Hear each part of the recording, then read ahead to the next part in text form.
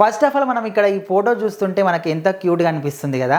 So మన నార్మల్గా మనకి ఈ మధ్యకాలంలో మనం ఎక్కడ చూసినా సోషల్ మీడియాలల్లో అకిరా నందన్ అనే ఎక్కువ పేరు వినిపిస్తుంది. సో మనకు పవన్ కళ్యాణ్ భారీ మెజార్టీతో గెలిచిన తర్వాత ఫ్యామిలీతోని ఢిల్లీకి వెళ్ళిండు ప్రధాని మోదీని కలవడానికి. సో అప్పుడు ఆద్యాన్ని తీసుకెళ్ళలేదు, తన కూతురు అయినటువంటి ఆద్యాన్ని తీసుకెళ్ళలేదు. జస్ట్ అకిరా నందన్ అండ్ అన్నా లెజ్నోతో పాటు వెళ్ళి ప్రధాని మోదీని కలవడం జరిగింది. సో తర్వాత ఇప్పుడు నిన్న ప్రమాణ స్వీకారానికి వచ్చినప్పుడు ప్రధాని నరేంద్ర మోదీకి సో నార్మల్గా మనం పిల్లల్ని ఎవరు తల్లిదండ్రులు లేకపోతే పెద్దవాళ్ళు ఎవరైనా పరిచయం చేస్తారు. సో మనం ఇక్కడ చూస్తున్నట్లయితే క్లియర్గా చూసుకోవచ్చు, అకిరా నందన్ తన చెల్లెల్ని పరిచయం చేస్తున్నాడు. సో అంటే ఇప్పటివరకు పవన్ కళ్యాణ్కి కొడుకే ఉన్నట్టుగా మోడీకి తెలుసంట.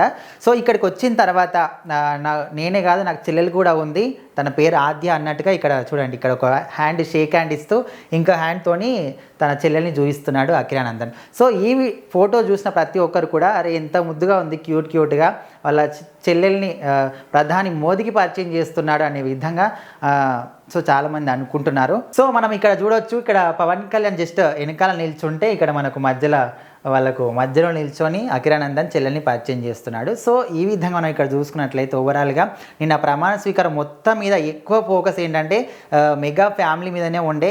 ఆ ఫ్యామిలీ మొత్తంలో చూసుకుంటే ముఖ్యంగా అకిరా నందన్ అండ్ ఆద్య వీళ్ళిద్దరి మీద ఎక్కువ ఫోకస్ పెట్టి చాలామంది చూశారనమాట. ఎందుకంటే వాళ్ళు చాలా ట్రెడిషనల్గా చూడండి, మంచిగా పంచకట్టు కట్టుకొని రెడ్ కలర్ షర్ట్ వేసుకొని వాళ్ళ డాడీ పార్టీకి సంబంధించినటువంటి జనసేన పార్టీకి అంటే అట్లా గుర్తుగా అనుకోవచ్చు. వాళ్ళ చెల్లెలు కూడా మంచిగా ట్రెడిషనల్గా రెడీ అయ్యి వచ్చారు. సో ఈ విధంగా మనం చూసినట్లయితే ఓవరాల్గా ఇక్కడ తల్లిదండ్రులు పరిచయం చేసేది పోయి ఇక్కడ అన్ననే చెల్లెలు ఉంది అని ప్రధానమంత్రికి మోదీ పరిచయం చేయడం జరుగుతుంది. కాబట్టి సో మీరేమనుకుంటున్నారు ఈ పిక్చర్ గురించి, సో వాళ్ళ రిలేషన్షిప్ గురించి, సో మీ అభిప్రాయాన్ని అయితే కామెంట్ రూపంలో తెలియజేయండి.